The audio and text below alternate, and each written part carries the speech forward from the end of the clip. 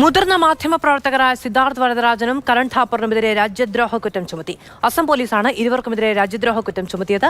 August 22-ന് അന്വേഷണ സംഘത്തിന് മുന്നിൽ ഹാജരാകാനും ഇരുവർക്കും സമ്മൻസ് നൽകി. അർജുൻ പീതാംബരൻ വിവരങ്ങളുമായി ചേരുകയാണ്. അർജുൻ, എന്താണ് അടിസ്ഥാനം, എന്താണ് ആരോപണം, എന്തൊക്കെയാണ് വകുപ്പുകൾ?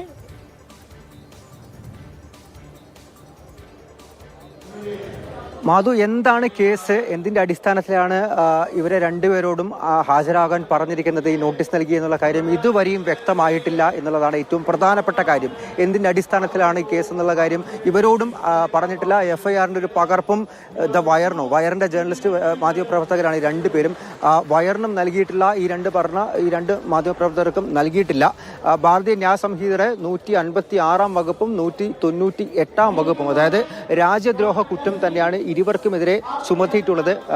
അസമിലെ ക്രൈംബ്രാഞ്ച് ഗുവാഹത്തി പോലീസ് സ്റ്റേഷനിൽ 22-ാം തീയതി ഹാജരാക്കാൻ പറഞ്ഞുകൊണ്ടുള്ള നോട്ടീസാണ് ഇപ്പോൾ അയച്ചിരിക്കുന്നത്. സമാനമായി തന്നെ മുൻപും അവർക്കെതിരെ അസം പോലീസ് ഈ സെഡീഷൻ, അതായത് രാജ്യദ്രോഹ കുറ്റം ചുമത്തി കേസെടുത്തിരുന്നു. അത് ഓപ്പറേഷൻ സിന്ധൂരിലെ ചില വാർത്താ റിപ്പോർട്ടുകളെ സംബന്ധിച്ചായിരുന്നു. അതിനെതിരെ സുപ്രീം കോടതിയെ ഈ മാധ്യമപ്രവർത്തകർ സമീപിക്കുകയും പിന്നീട് അറസ്റ്റ് അടക്കമുള്ള നടപടികൾ തടയുകയും ഒക്കെ ചെയ്തിരുന്നു. ആ ഉത്തരവ്, സുപ്രീം കോടതിയിലെ ഉത്തരവ് വന്ന ഓഗസ്റ്റ് 12-ാം തീയതി തന്നെയാണ് രണ്ടാമത്തെ കേസും അസമിൽ അവിടെ ക്രൈംബ്രാഞ്ച് രജിസ്റ്റർ ചെയ്തത്. ഓഗസ്റ്റ് 14-ാം തീയതി ദ വയറിന് ഈ നോട്ടീസ് അയക്കുന്നു, ഇവരോട് രണ്ടുപേരോടും ഹാജരാകാൻ ആവശ്യപ്പെട്ടുകൊണ്ട്. പക്ഷേ എന്താണ് കാരണം, എന്ത് അടിസ്ഥാനത്തിലാണ് കേസ് തുടങ്ങിയിട്ടുള്ള ഒരു വിശദീകരണമോ ഒന്നും തന്നെ ഇപ്പോഴും നൽകിയിട്ടില്ല എന്നുള്ള കാര്യം കൂടിയാണ് ഏറ്റവും പ്രധാനമായിട്ടും ഇപ്പോൾ നിലനിൽക്കുന്നത്.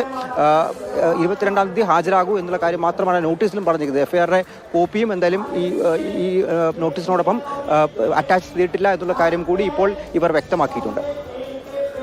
അർജുൻ പീതാംബരനാണ് വിവരങ്ങൾ നൽകിയത്. രാജ്യത്തെ 2 മുതിർന്ന ജേർണലിസ്റ്റുകൾക്കെതിരെ രാജ്യദ്രോഹ കുറ്റമടക്കം ചുമത്തിയിരിക്കുന്നു. എന്താണ് കാരണം, എന്താണ് ആരോപണം, എന്താണ് വകുപ്പുകൾ തുടങ്ങിയ കാര്യങ്ങളൊന്നും വ്യക്തമാക്കാതെ ഒരു ചോദ്യം ചെയ്യാം എന്നുള്ളതാണ് നിലപാട്.